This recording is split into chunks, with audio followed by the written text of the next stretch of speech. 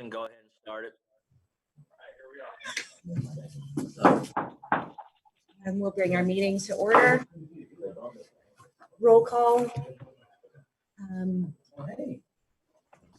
Rick Shoup is present, Tammy Shanks is present, Jason Parks is present, Dr. Labus is present, Justin Abel is present, and Becky is joining us by Zoom. Is she there? Yeah, I gotta let some people in here.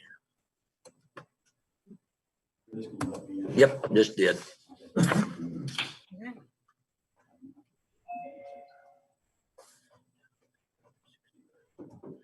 We're all in now. All right. What did I just do? Okay, additions and adoptions to the agenda.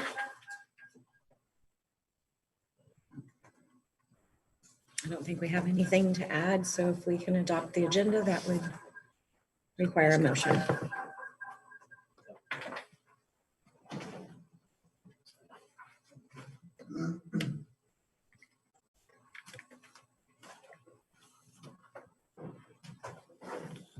We approve the agenda as presented.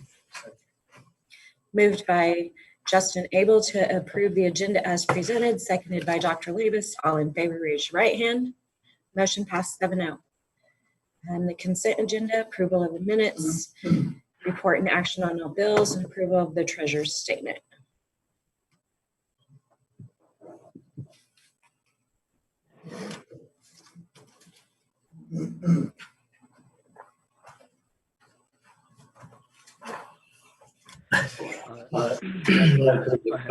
Move that we approve the minutes from the previous meeting, the report of action on the bills submitted, and the approval of and the treasurer's statement. Moved by Jason Parks to approve the consent agenda, seconded by Tammy Shanks. All in favor, raise your right hand. Motion passed 7-0.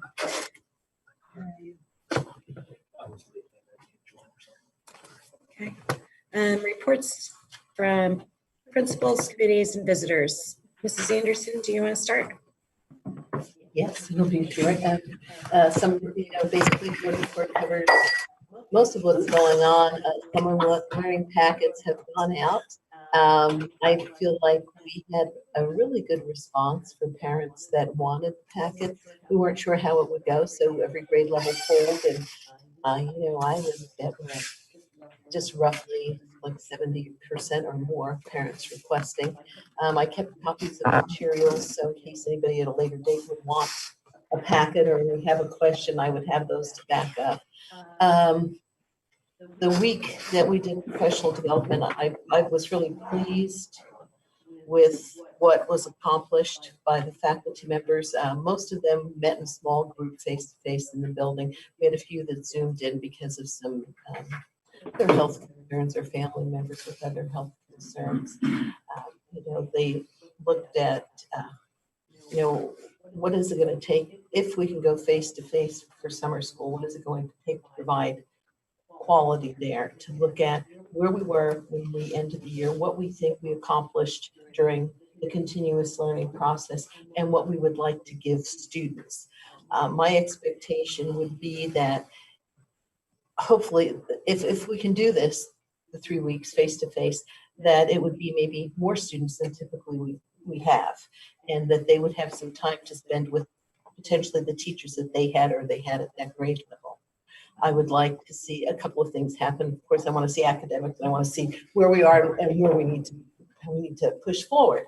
But also to give them some closure and to reassure them that the school's going to be a safe place for them to be, because the grade levels that we have, I think that's going to be very important.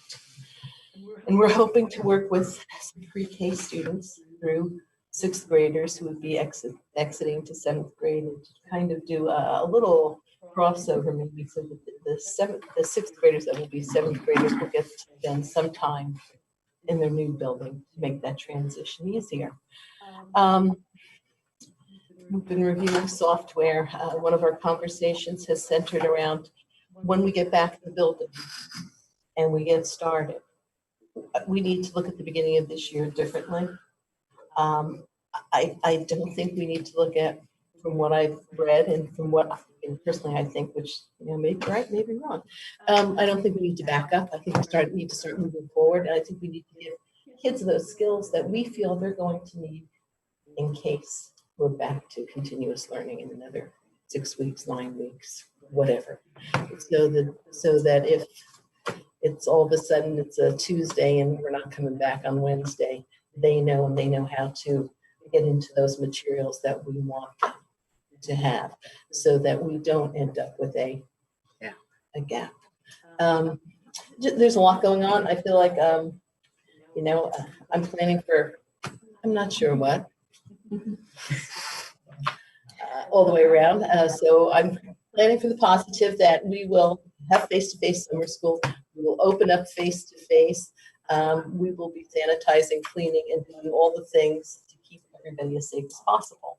And having said that, I know when I've talked with teachers that, we may need to prepare too for some students because of health issues, or have family members with health issues that we're going to be maybe having to work a little differently with them.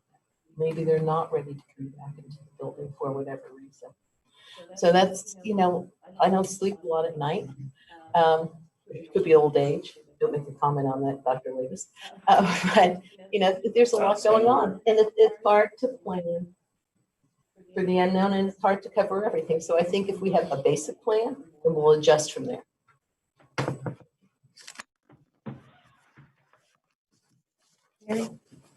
Just a quick comment about that I thought our staff finished very strong with continuous learning. I think there were some things about it. You don't know what you don't know when you start a process like that.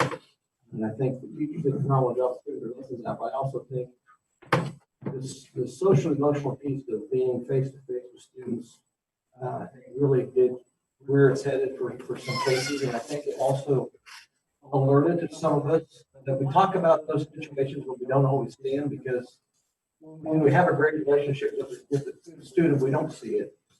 And then we realize that students are doing homework in locations off-site and struggling on data and trying to keep up and all those things. I think we noticed that some of the realness to some of those struggles that the kids had, and I think it's a big piece of, like Pat said, hopefully we can get back in the building. And I think our eyes were, to some extent, about the impact that we make, not only educationally, but just in moving kids forward. Sometimes it's the best 6 hours of life when come to our building. I think we noticed that. And some kids did fine. I mean, they did fine. They did everything they did do. They have all the skills they need. Sometimes, that group of kids that had we had them, I think we had no problems keeping them on track. Once they kind of got out of our sight, life just kind of fell on their shoulders pretty hard. So I think that was, and we did our best.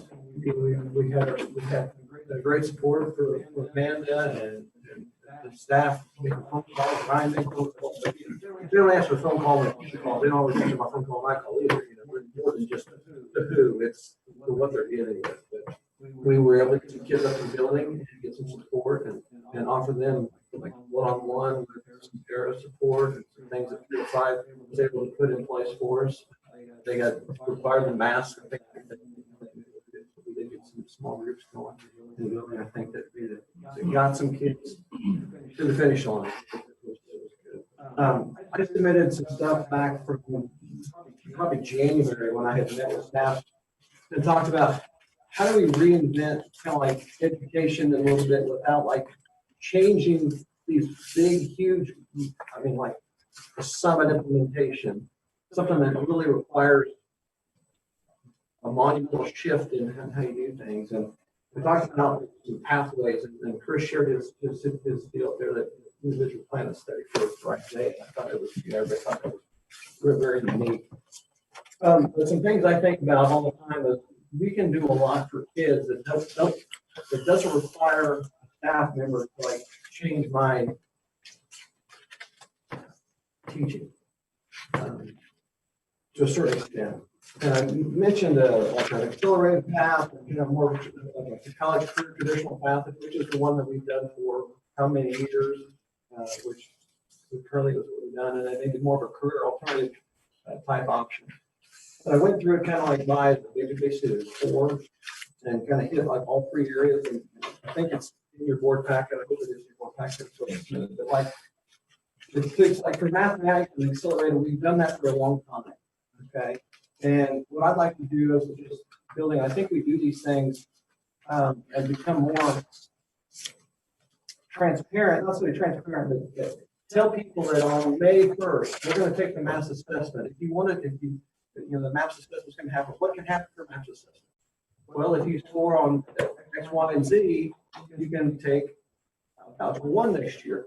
I think we've done that for a long time, but again, I don't know that I've ever told people that. I don't know if any principals have it. It's like, oh, I get a note in the paper that says I can take calculus or I can take Algebra 1 next year. What is that? I didn't know that was happening, but now I need to know in like 2 weeks.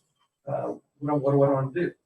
I want to get a note out like in February, March and say, if your son or daughter scores this, these are some options they might have, down the road. What's it mean? They can take Algebra 1 as an 8th grade. What does that mean?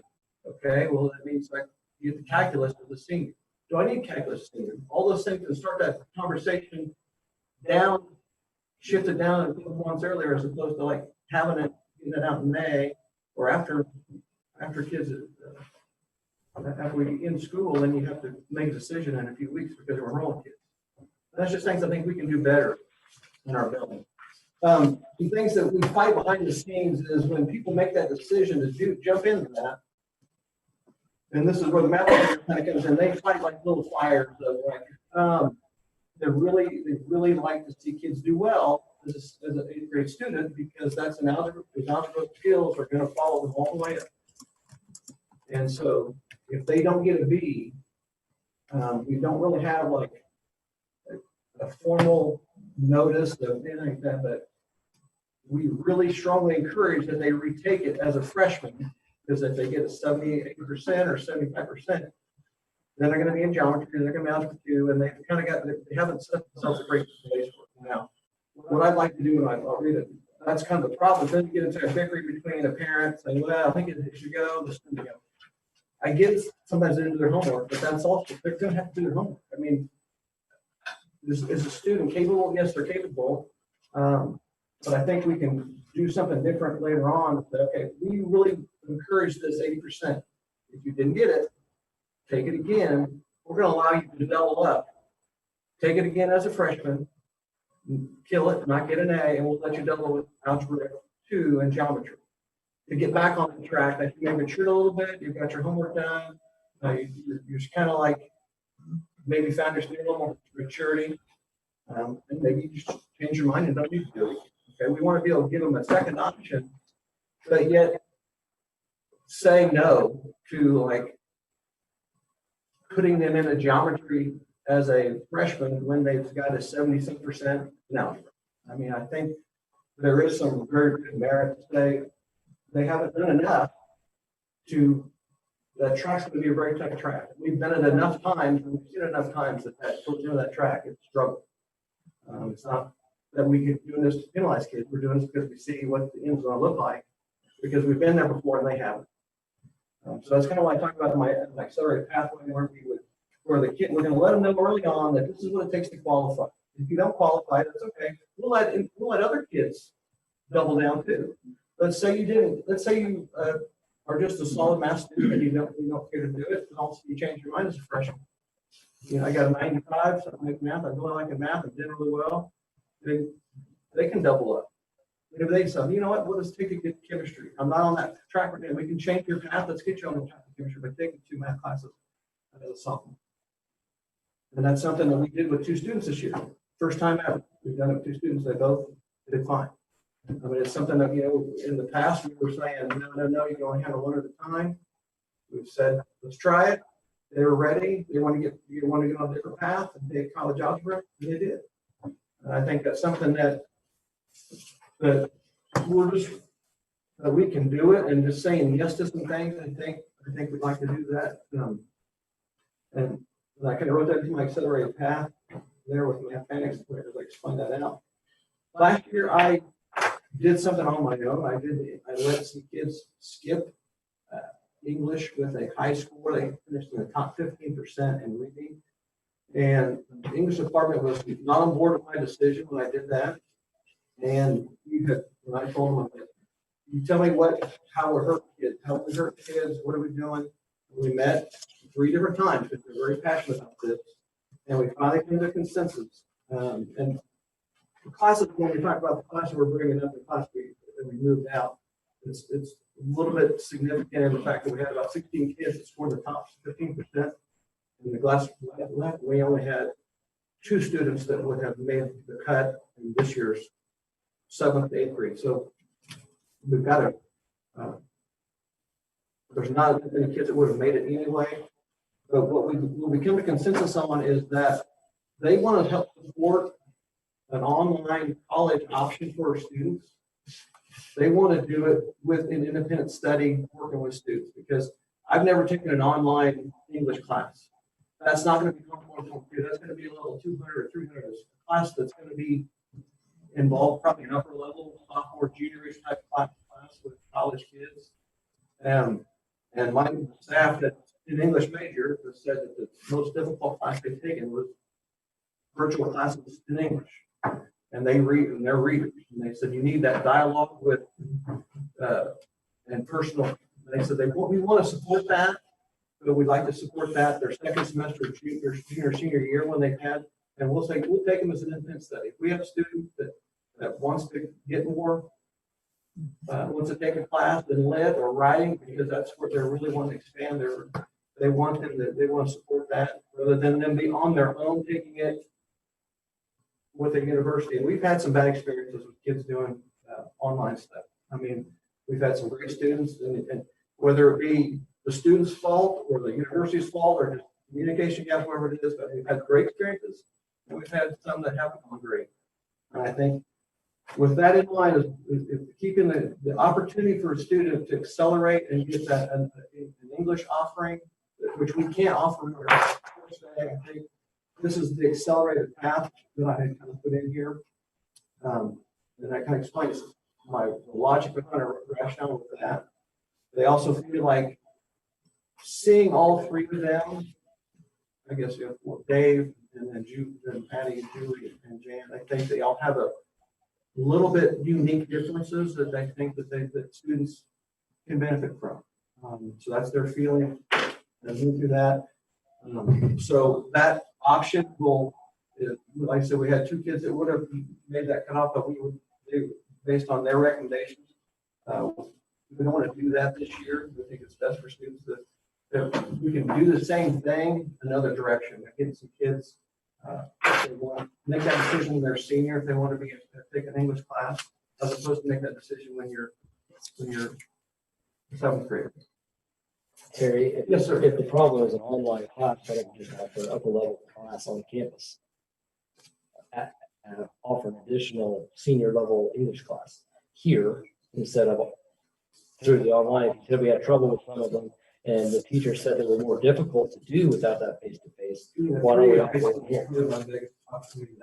I'll look into that, but just the fact that Jan's got juniors and seniors, and she's also got speech, and then Psychology. psychology. I mean, so the space in that would be, and we're not going to be getting smaller. We're going to be getting bigger as we start bringing these junior high kids up. In the schedule now, we have in our junior and senior years, we have 2 specialty type English classes. I don't know what they are. English 2, it's 3 and 4. No, there's one about I forget the exact title, but Theme. yeah, they're theme based. It's English 3 and 4. Oh, okay. So we've done is change the name, because if you want to get your English credit, we try to do it more of a personalization where you can say, okay, I want my English credit. I like to read about 4, and I'll take my English there. I want to take, it's still English. It's just, we're just going to course code it as English 3 or 4. Okay, so we have an English 3 option, a traditional, and then a specialized English 3. Yeah. Okay. And So if it wasn't there, it'd just be English 3. Okay. We Or never it would be add the it. class we just talked about. Could be. I don't know what the attendance, Could those be. or the enrollments in those Could be. classes are. Could but, be. It'd probably be, we'd have to put that, it'd be like something, you're right, it could be. We'd have to have a big group, because those classes are mostly 10 or 12, and if I have one or two kids weren't in that class. That becomes the driving factor. Yeah, of the well, schedule, that's- because we don't have a very big group. If it was the other way around, though, if we only had one or two in the themed class and 10 in the other, then it'd be. Absolutely. But we think it's probably more likely the other way, where you have 10 or 12 in the theme class and only a couple that would be looking for this additional senior. When you look at, when you talk about scheduling, if you look at, like Jan says, future in fantasy and English 4, right? It's just English 4 credit. It's just, do you want it, you care what you read, you want to take English 4, or if you're going to go vote tech in the morning, you got to take the other. It's just, we have to have one space in the morning, one space in the afternoon, we go to vote tech, type of thing. So, there's always 2 sections of English 4. There's always, I think we have 1 section of comp in there. But we have 2, because we have, they regulate how many we have in comp. I think it's 20, and we have 23. Comps, we have to have 2 sections, I believe. And comp would be the. Composition, that is college credit. level. That is college credit, because I never took any more than comp 1, comp 2 as a science major. I never had to take any more English classes. You know, I don't know what majors require taking more English unless you're going to be in English. I mean, English, or maybe that's your elective humanitarian or humanities selections you want to take, you like in that area. So again, I think that's a great conversation to have with the kid a little later on. Like, where do you want to get this? If you want to add this to your section, you enjoy this, let's pick something and try to, maybe we can put it on schedule, or maybe they can find one at cloud, or look them up. They're vetting this out. You know, we found several, a couple of cloud, a couple of days that they could pick up. So they'll be available for those kids. Yeah.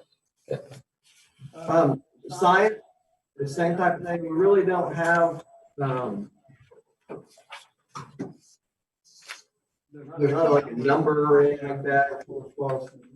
Moving ahead, science. Probably Val and I have really been on the same page. I'm a science teacher, and I've taught general science, and I've been biology. Years ago, when I was here for board, I asked me to teach for general science to be the first class and biology the second class, and I was basically driven for the state assessment to try to cover the best we could, the most information for the kids to do the best on the state assessment. If you look at the state assessment test, our students do, we have 50 to 53% the last 3 years finishing with 3s or higher, and that is like probably 20% more than most other schools I've looked around, between like comparable ones. And I say, look at Floyd or Ellsworth, Southeast, farther south. So the current pathway that we use right now, which is earth-based science, and we have biology, the department is very happy with that path. If somebody is strong in science, we'd like to do that. We've talked about different options, like they meet that earth science need, and I think what they, at this point in time, they want to get with allowing the student to take 2 sciences as a freshman. And right now, we kind of scheduled so that we're actually recommending a social studies. We can back that off for a student. Take social studies later. If you want to take 2 sciences and get on track with chemistry, physics, and then take something off campus, you want to take A&P. I think it'd be easier to double science now than it would be later. If you're going to take physics and calculus and comp, you might not want to take a second or third science at that point. They double now, then double later. If they can double later, they want to. So those are just some things about accelerated pathway. And yeah, we'll have a few to do this, but I'd like to have a better explanation of why we're doing what we're doing as we move ahead, and we'll tell parents this is the best practices for us right now. I went to the career path tradition, like that's really basically what we've always done. For most of the kids, that's what basically, obviously algebra 1 would be 3 algebra 1 and 3 2. And in English, that was a pathway or science, and your sciences, they're listed right there. Career alternatives, and we talked about this back in January. Our slide area tech, which I think is a great alternative pathway. I go take culinary tech. We're gonna count the technical math, the math that I'm using is those, and we're gonna give you the math credit, assuming you did 3 on your work keys. Then this is where your question, we can maybe solve your question here when we get to the second part of the 4th year of English. Okay, I'm going to Botech in my junior year, did fine, got my 3 on the work keys. I'm gonna go back again. We're gonna give you your 3rd, 4th year English. Now, that might alleviate some of the need for that other 4th and 4th section. What else can we offer you? We don't have to have an academic section. We can, because the kids don't need their English, maybe we could look at something in there. So we got some time to take a look at that. It's something to think about down the road. How can we get another, let's offer something more advanced than what we have.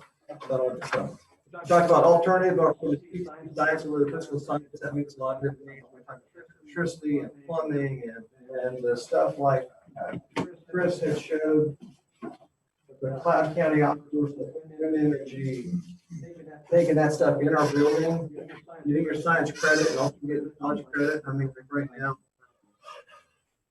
you've got, my county just sent it out the other day.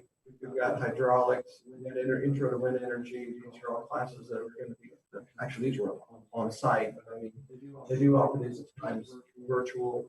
Those are great ways to get your science credit. I think that's a good move to get kids that direction and try to fine tune what they need, as opposed to this kind of broad-based blanket education where we meet some personalized needs. Those are some thoughts we had. We have summer schools off and going. We have 8 in there right now. And I've said the term Acellus, and I don't know that it's our new online. I think it's going very well so far. It's seemed to be looked through, and Julie, Miss McCullough, is working. She likes it. Very user friendly. Driver's Ed is going to start the 19th through the 25th with classes, and then we will move ahead with driving as scheduled after that. Right after we rebuilt the schedule, they changed the criteria, but we stuck with the 19th. We're moving ahead.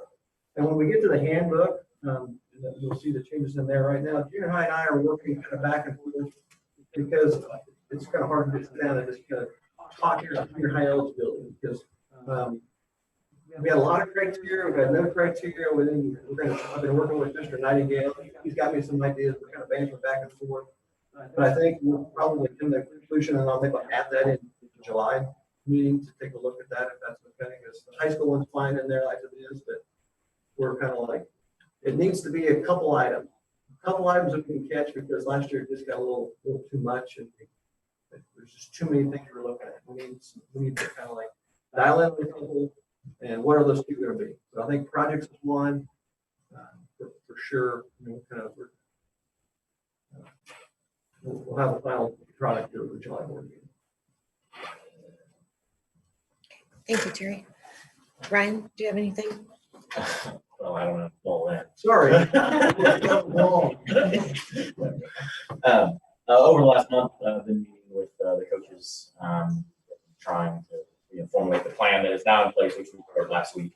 We were very fortunate to open things up, so that kind of gave us, a little bit more flexibility with what we were doing.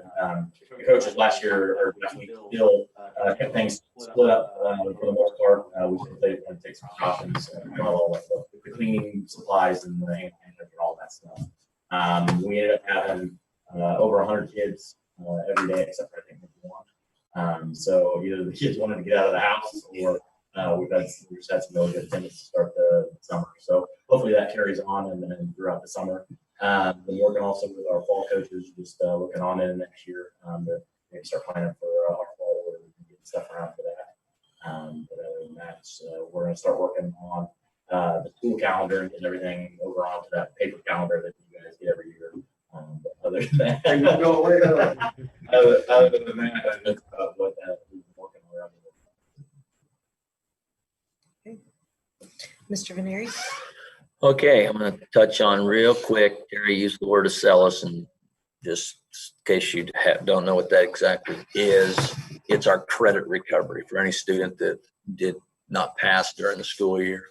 They have to come to summer school and they take it there. In the past, it was Odyssey Ware, it was Edgenuity, it was, we've just changed it over to Acellus.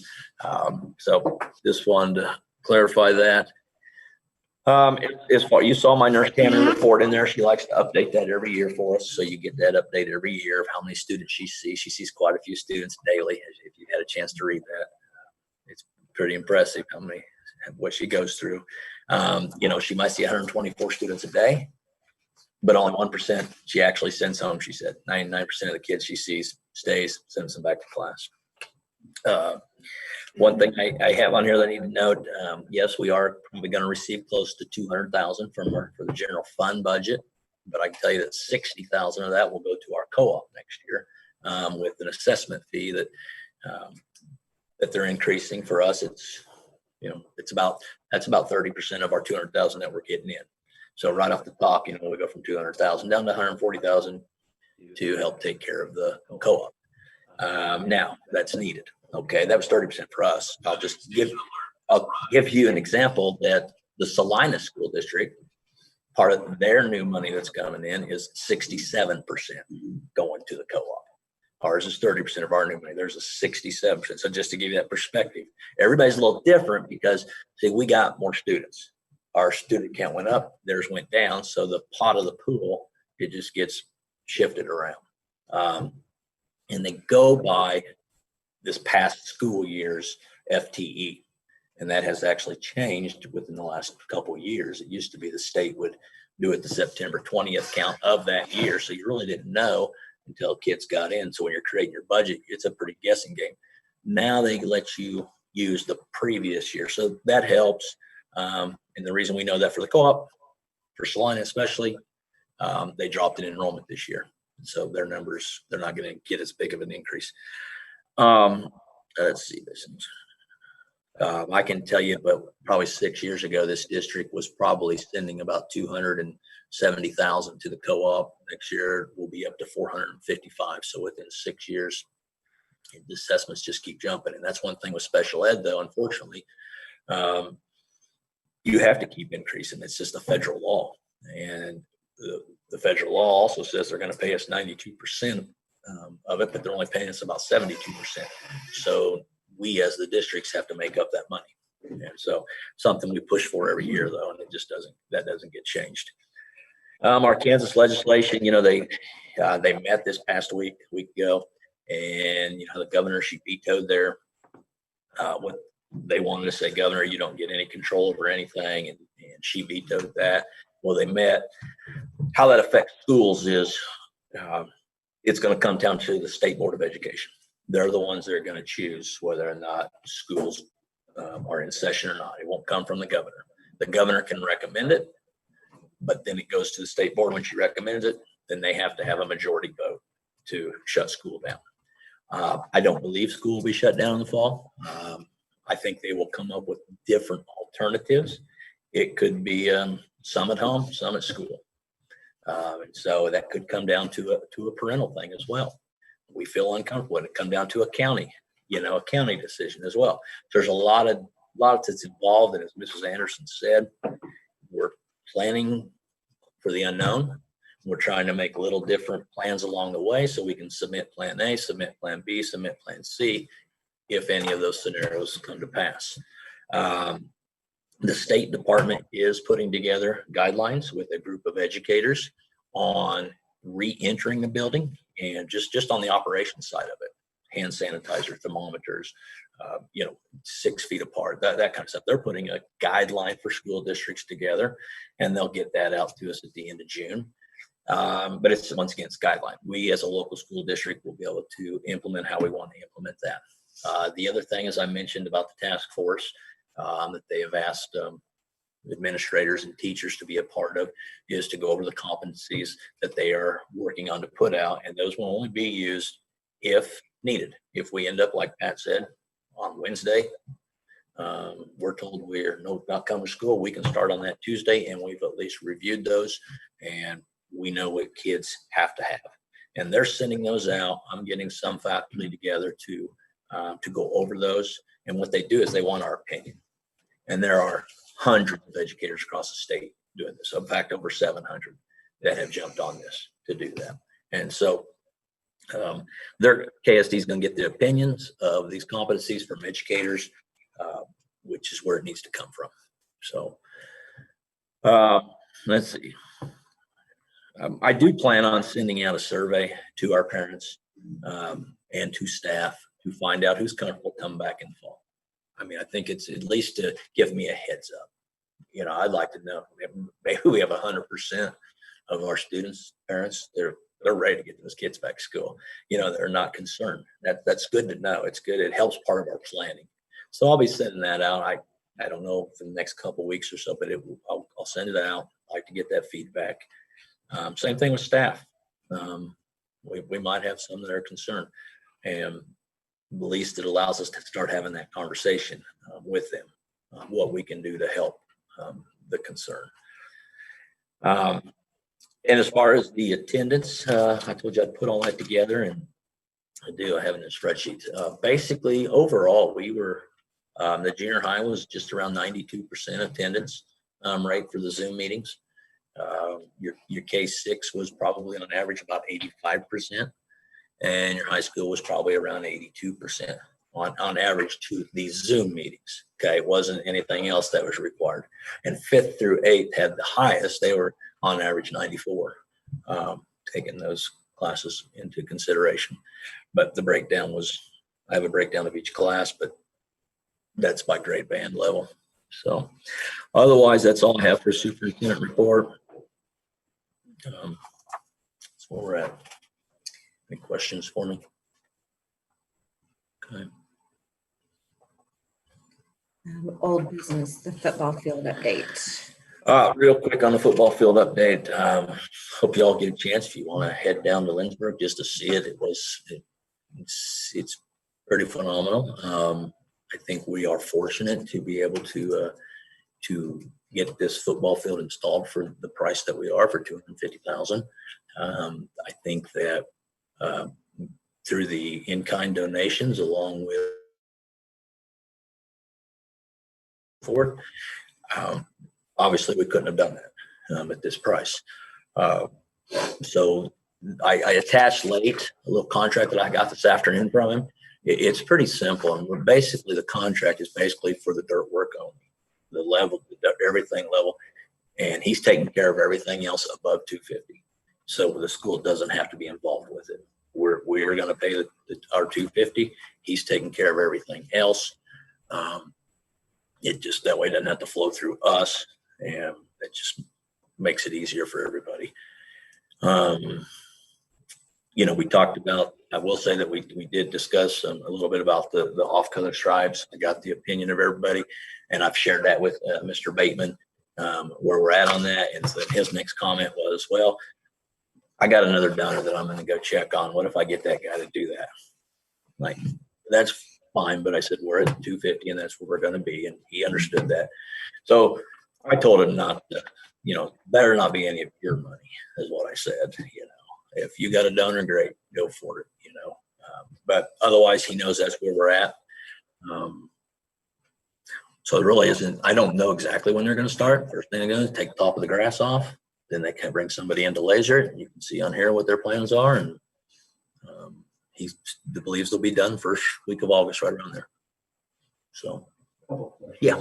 If we decide to get on the board, how are we going to run replacement in 10 to 15 years? Yeah, absolutely. Because Mr. Bateman will not be probably contributing as much as he's doing now. Correct. Replacement will not go before, when you say this concept. 350. Yeah. How do we plan to pay for that? Yeah, what we've talked about. Okay, the first of all, part of it is the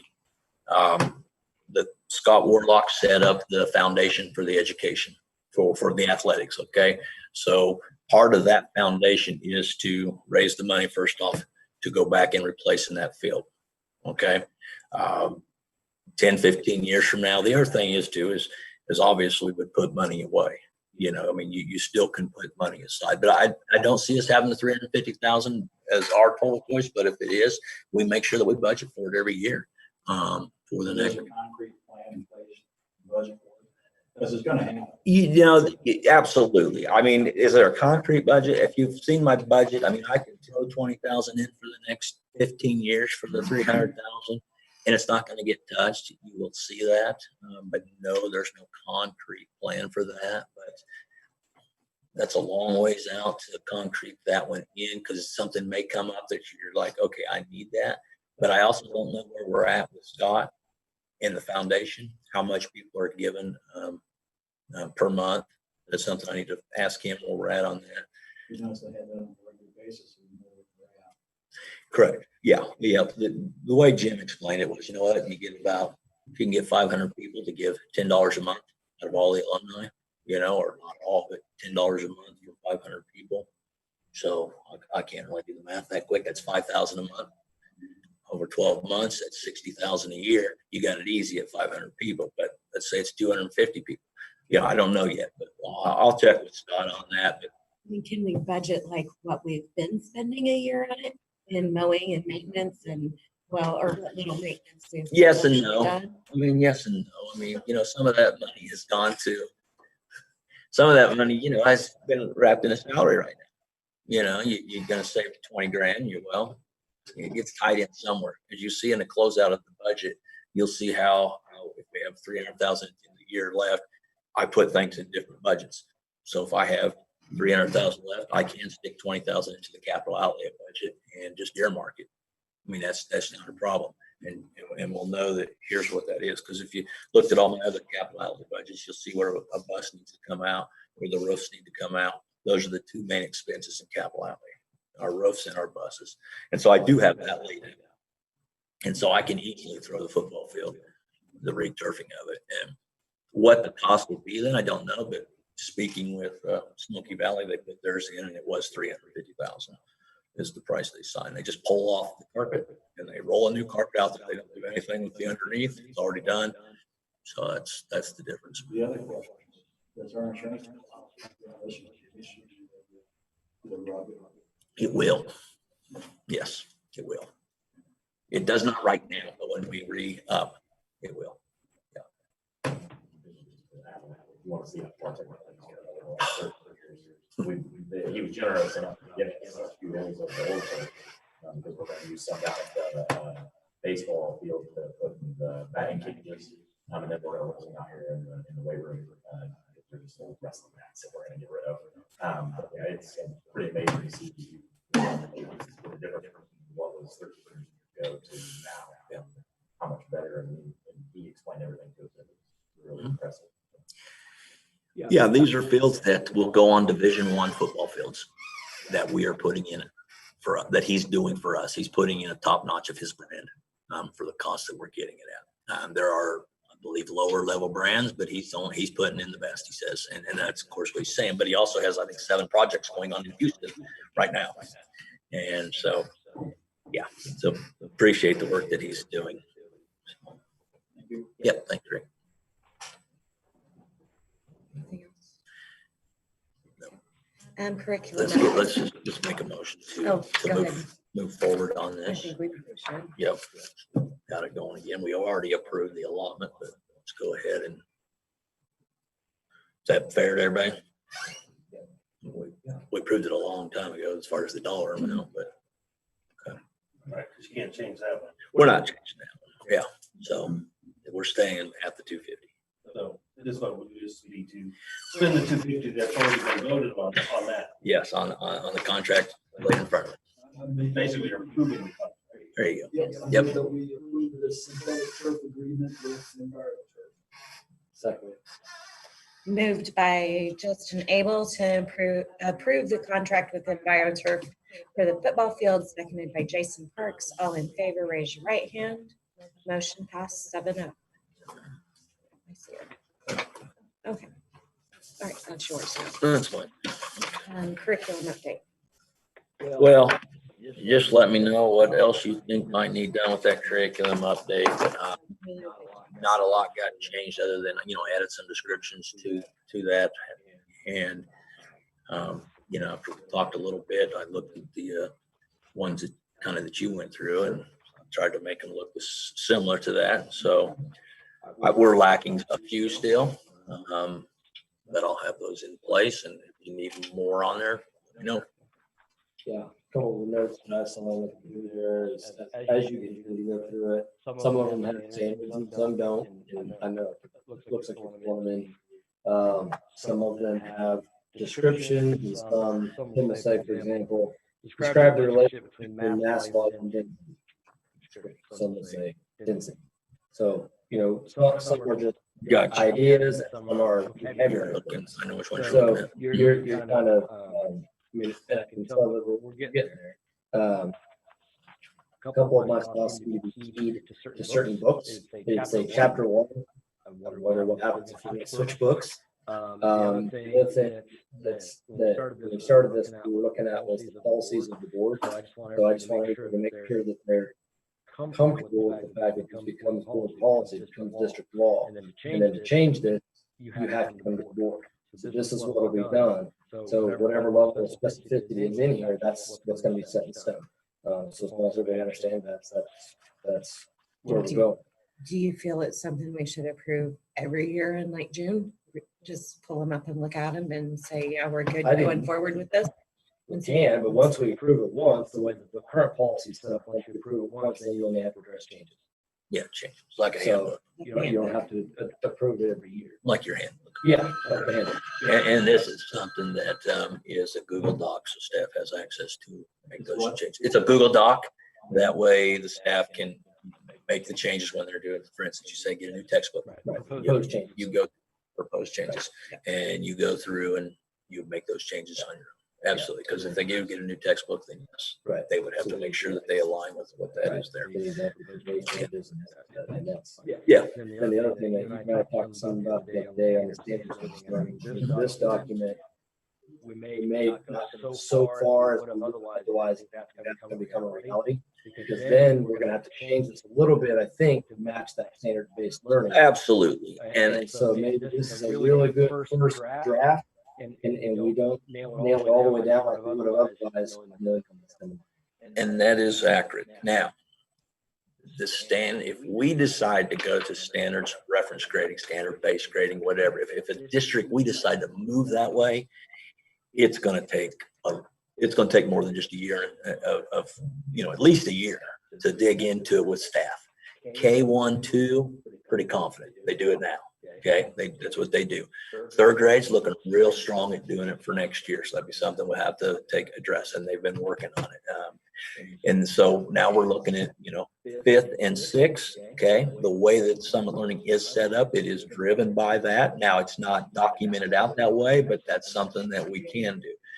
So the way I would look at doing this is we would piece it together. We would maybe pilot some courses in the high school that way, not throw it all in there, and then we build it as we go.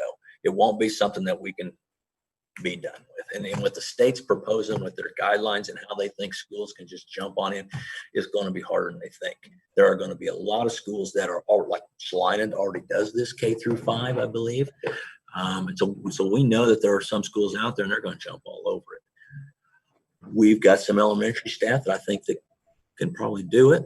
They looked at it the entire last week of school there this year. And so they've put together some assessments already. They've put together the work of what it should look like. Now, that doesn't mean we're going to do it.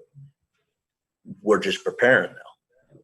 Definitely we're looking at. So we'll bring that to your guys' attention on the direction that we're going to go with that.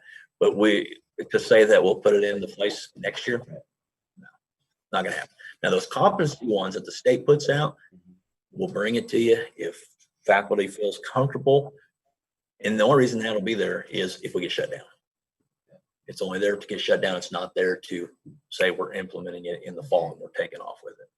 Okay. I've been a part of some accreditation teams outside of our district, and it's a process. And, you are involving parents in this. You got to educate them on what my kid doesn't get an A anymore or B anymore. So those are huge for parents to see that. Even though you can convert those grades, you can convert a number into a letter grade, and that's what we would do with the upper kids. But so yeah, there's a lot of conversation that'll take place. Am I correct in the assumption that to get to that point, you have to have a document very similar to the one we're working on right now? To get to the standards-based learning or curriculum, you have to have standards. The standards are already done. So we are fortunate. I mean, well, not with us, but with the state. The state has the standards done. Okay. Okay. What these are addressing different standards. What these learning targets are, they're just addressing different standards that we have. And they're almost identical. If you probably go look, you can see them breaking down and see that, because the way they do the standards anymore, they're basically learning targets. And the standards are out by priority as well. And you probably ought to teach these. Make sure you get through these. But yes, in a grade book, as you know, Justin, you might have, it says week 1 through 5. So if I look in our grade book and I say, well, my kid got a 94% in week 1 through 5, that tells me nothing. But in a grade book of standards-based grading, it says, oh, my student mastered or got the 3 for how to divide fractions. It tells that parent exactly what that is, what they meant. And there's like a level 3 is grade level.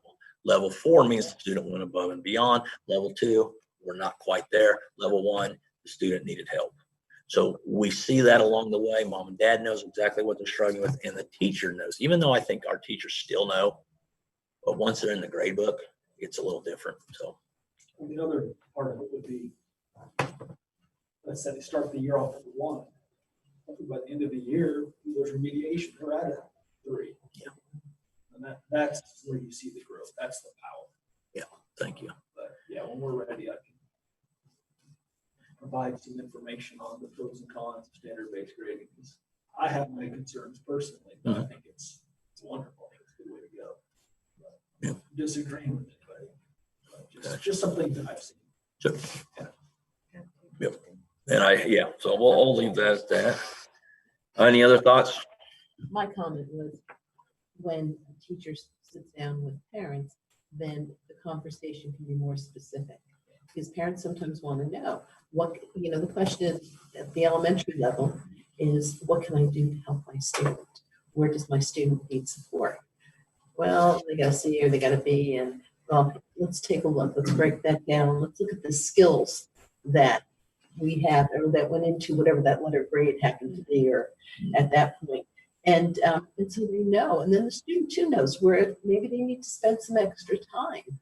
And then some of the things that we do with some of the support teachers and some of the programs that we use, that gives them, and let they know then, what do we need to hit? And then you can group kids into smaller groups and hit those targeting rates. You manage it different? I would say, we look at a lot at the grade school level at data. And so for us, it might be an easier transition with management because we've been working with multi-tiered system of support for 8 years, 10 years or something, maybe not quite that long. And so that's kind of what we do. And that's kind of part of what led into, let's look at, I'm going to call them skills or reference-based grading. We started with K, we moved to 1, we moved to 2, and then 3rd grade has been part of the conversation now for a couple of years. And what is this going to look like? What do we need to do? I believe it becomes more complex as you move up because of the number of skills. And Justin, you might jump in too on this one. And the fact that sometimes we see more, you may have more of a divide where some of the kids that are, really pick it up quickly are moving through those things.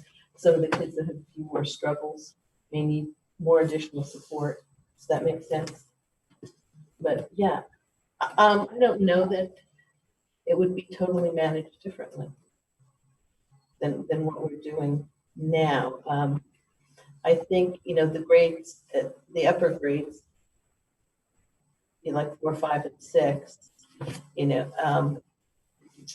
with Summit, I think, they look more at those specific skills or objectives, but maybe there it might change how we approach it. But when you're doing support, you're still looking at those things too. Still teaching the curriculum. Yeah. You're still teaching the curriculum, but your assessing might look a little different. That's why I was talking.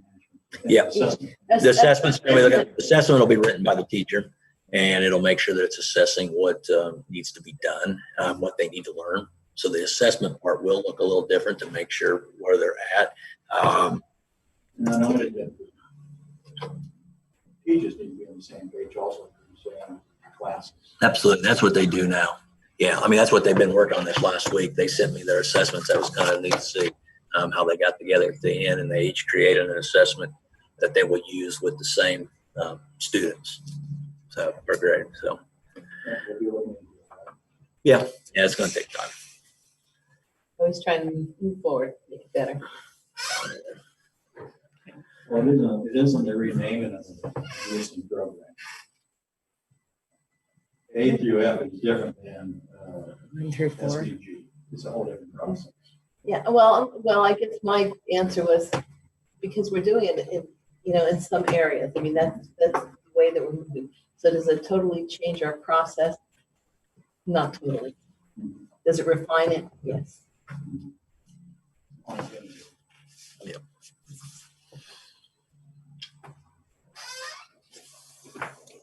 Um, 2019, 2020 budget closeout. Any questions for me on the budget closeout? I mean, otherwise somebody needs to make that motion that's in there. There is no policy for it. Kim attached what you need. Go ahead. Can I make it? Yeah. Okay.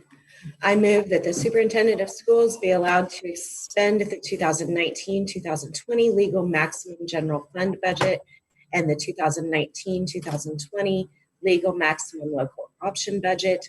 The superintendent is directed to transfer dollars as available to the appropriate funds to make necessary purchases for the 2021 school year in accordance with available funds.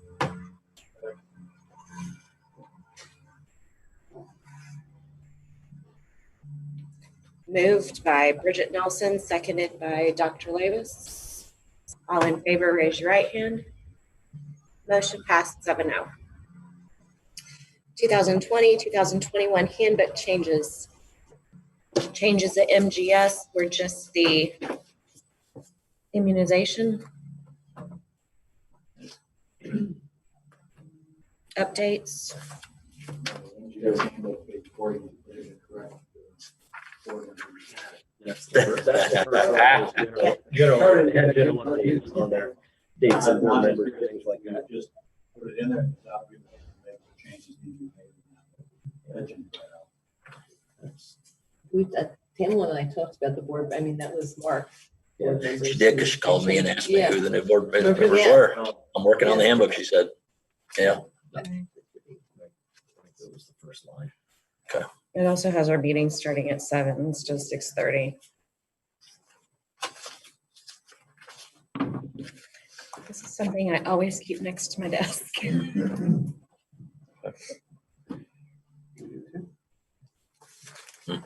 So do we have a motion to approve the handbook with the changes to page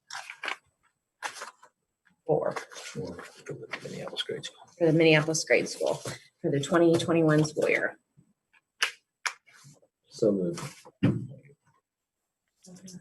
Moved by Jason Parks to approve the MGS handbook for 2021, seconded by Tammy Shanks. All in favor, raise your right hand. Motion passed 7-0. Next, we have the junior high, senior high handbook.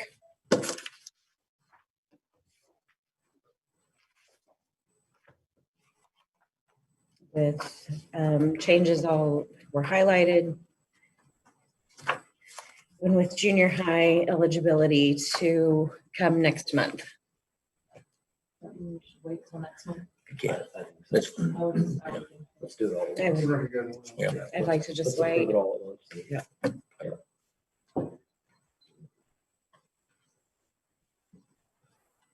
Okay, 2020, 2021 enrollment fees.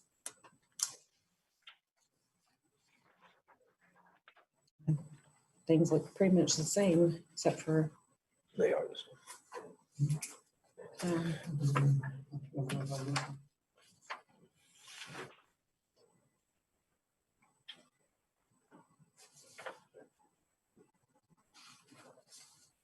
we have to do a motion to approve that.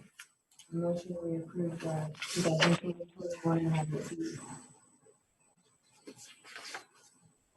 Second. Moved by Tammy Shanks to approve enrollment fees for 2020, 2021, seconded by Jason Parks. All in favor, raise your right hand. Motion passed 7-0. Executive session for negotiations. I recommend. Excuse me, did I miss a motion to approve the new senior high school and We're going to wait till next month. the high school? Yes. That's 7. Yeah. Yes. Thank you. Nope. For sure.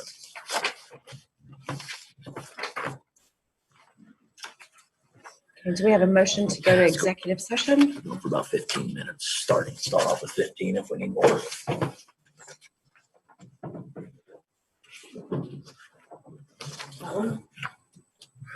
Yeah. First, right? Yeah. Madam President, I move to go into executive session to discuss negotiations pursuant to the exception for employee negotiations under coma in order to protect the public interest in negotiating a fair and equitable contract.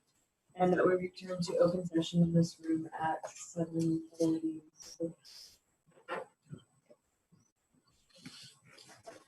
Do we have a second? Second. Moved by Tammy Shanks to go into executive session for negotiations, seconded by Dr. Lamus. All in favor, raise your right hand. Motion passed 7-0. Superintendent and principals, Just Chris, I think. Yeah. excuse me? Just Mr. Veneri. Muted out. Yeah, I'm gonna do that. All right, Justin, we're getting ready. We're going into executive session now till 7:46. I'm gonna remove you from the room.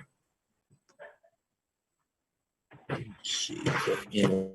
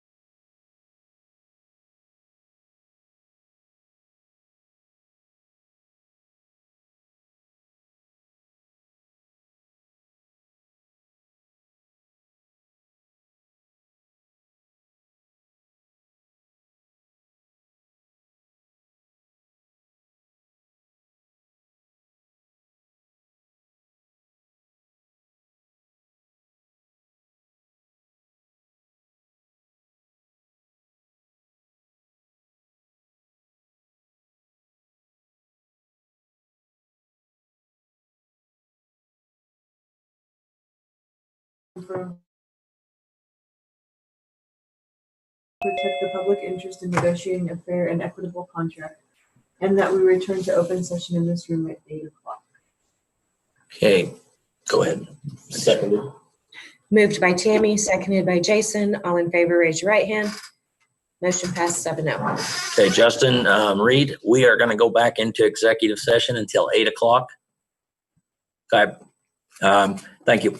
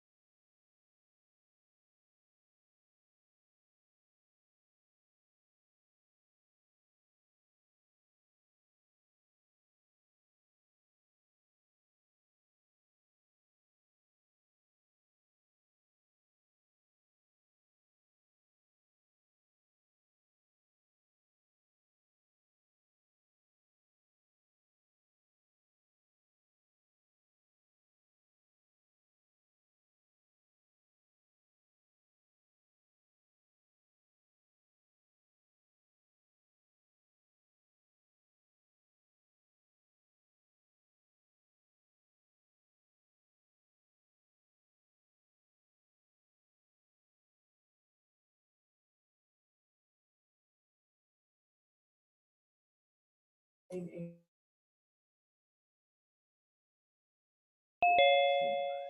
8:16. Second. Moved by Tammy Shanks to continue to executive session, seconded by Rick Shoup. All in favor, raise your right hand. Motion passed 7-0. All right, hey, guess what, Justin? We're going back in till 8:15. All right, thank you. Is Pat Anderson excused? Yes. Yes.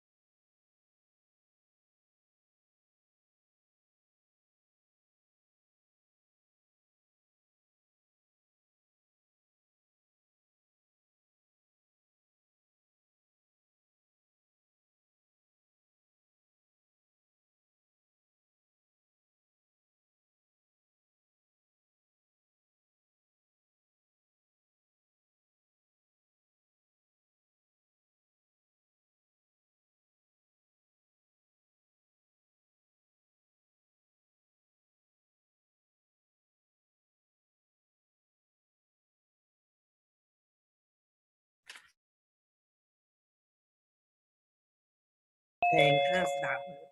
All right, Justin, I think we are done going into executive session. That is such good news.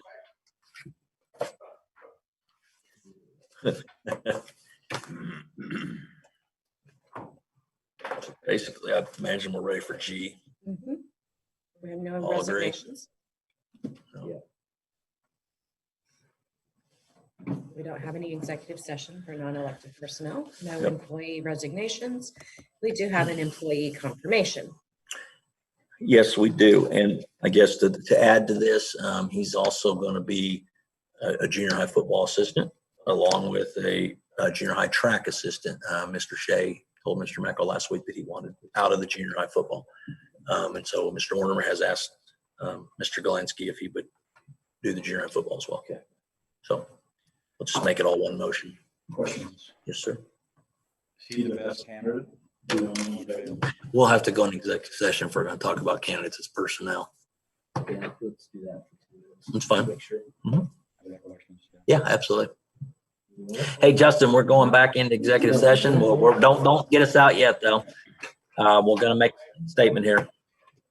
Mrs. President, I move that we go into executive session to discuss negotiations pursuant to the exception for employer-employee negotiations under KOMA in order to protect the public interest in negotiation and fair and equitable contract that we return to open session. Personnel. Personnel. Sorry, this is the one you want here. Thank you. Not your fault. Okay.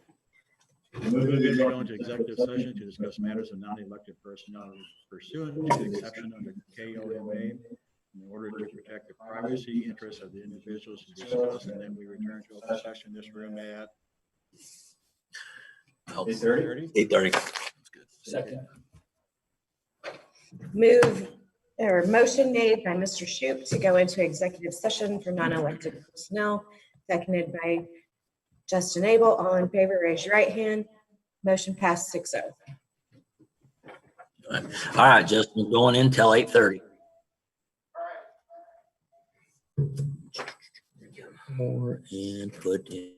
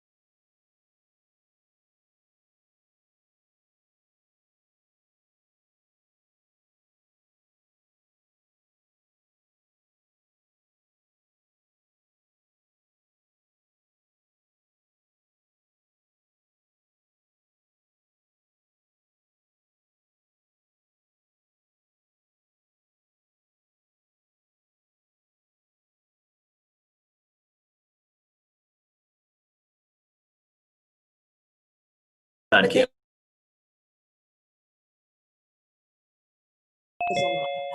The eighth graders. Okay, Justin, I can tell you that we are finished with that. Yeah. Thank you. It's nice to see us have some really competitive girls groups coming. Need a motion for that. We need a motion for an employee confirmation. Junior high track and junior high football. Yep, assistant. Right, so I move that we approve Garrett Galinsky for the K-6 teaching position. PE position, thank you. As well as assistant junior high football coach and assistant junior high track coach. Second. Motion made by Justin Abel to approve the hiring of Garrett Galansky for K through 6 PE and junior high assistant track and junior high assistant football. Seconded by Tammy Shanks. All in favor, raise your right hand.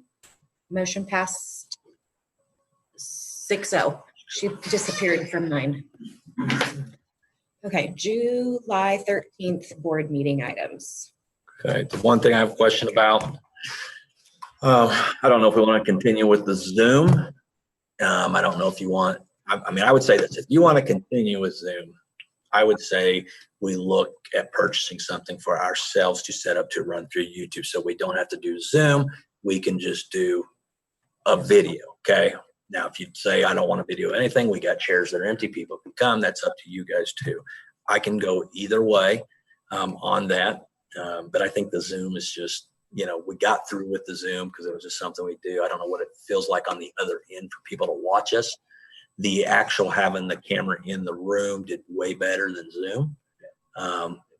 We can always look at that. Those microphones do a great job. So if it's something you want to do, I think our attendance has drastically dropped anyhow, online attendance, where we don't have near that many people watching. I'm good either way. So you guys need to let me know for that July meeting. How many are on tonight? I have no idea. But hey, Justin, how many people are on our our YouTube feed? Oh. And I Okay. guarantee you Any, behind does those Facebook girls doing this as well? really great. Okay, thank you. Yeah, I got bored. executive sessions probably killed that off. Yeah. So we had a total of 8 Can we basically. look at costs and maybe throw it in as a survey question? I can do The anything. result won't be great, I suppose. People will say yes and then not show up and listen, but if it's $20,000, no way. If it's, Well, if sure. it's a small Yeah. amount, maybe we consider it. I said, well, the original meetings, my opinion, but online is the easiest too. I mean, I can go either way. Yeah, I'm- I just don't care for Zoom. I'll look into it, but I just yeah, don't care for this Zoom. at all. So, all right. The other thing is, yeah, we talked about this. That was classified administrative salaries. We won't worry about that. That was on my list for July. So, I mean, we'll put it on there, but When you're putting out your feelers for all this information, Mm-hmm. can we get I'd like to see what other boards do as far as a 1, 3, and 5 year plan, how they kind of, their strategic planning Mm-hmm. stuff. Cause I feel like now's probably the time going into the next year that we could start looking at some of that stuff. Yep. And I don't know where to start. yeah, no, I absolutely get that. I think, you know, like I said, the big things that we do, we have planned out. There's the big things when it comes to your busing. Right. I've shared all that. So that things, most of the bond stuff is taking care of a lot of our facility stuff. But yeah, I'll do what we got. I got Avalon's in my office there. So they just put one together this year. Do they do it that way? Do they have a facility plan and or a curriculum plan or education plan maybe, and then a whatever? I did that every year. Pike Valley, I sent an email out to all staff and it had technology, it had curriculum, it had facility, and it had maybe one more. It said, what do you think? I mean, I always use their input. What do you think we need? Brought it to the board. Here's what they think. We can do that as well. Yeah, I'd like to see that, because in my mind, what I'd like to see us do is put maybe our top 5 priorities and then have what you and the staff do feed in back and forth, of course, but and then feed those, and so we have a kind of a goal and a vision for where we're headed. Sure. And our goal and You vision, have one. our goal and vision is a lot of what our KISA plan says, which is on our website. You can go look, but at the same time, yeah, it definitely takes 5 years to get there. Yeah. I mean, there's steps in place that we have to do, but I understand it'd be nice to get that in print. The football field has been a long time coming. 22 years, 22 years it was here with Football field. not much done to it. All right, so make sure that's on there. We have a list of stuff that you normally do at the beginning of the year that's on there. They're real quick things. The newspaper gets approved, you know, the board Attorney. clerk gets approved, a lot of things get approved. That stuff's normal, goes pretty quick, but we can still add other stuff, and we will do that. We'll get that out.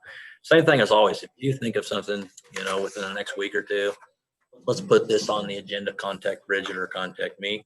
We'll make sure we get it on there.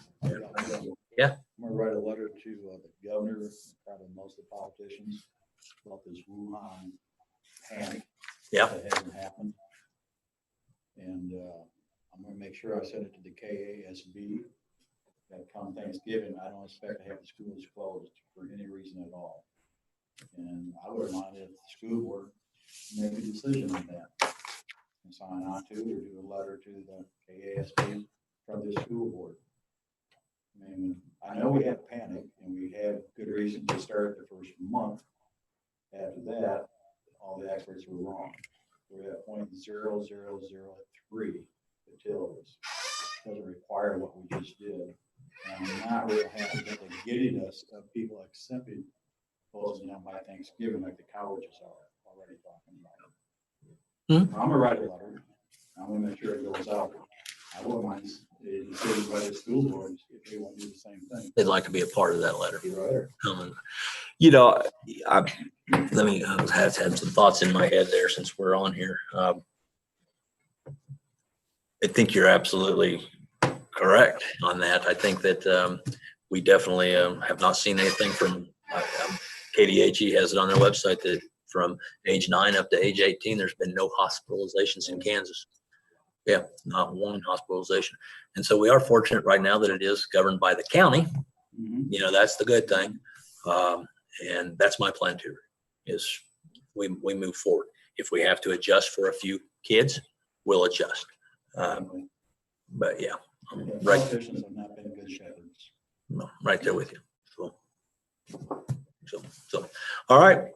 I believe that we adjourn the June meeting of the USD 239 Board of Education. Second. Moved by Jason to adjourn the July meeting of USD 239, seconded by Tammy. All in favor, raise your right hand. Motion passed 6-0. Hey, thank you, Justin Reed. We're done.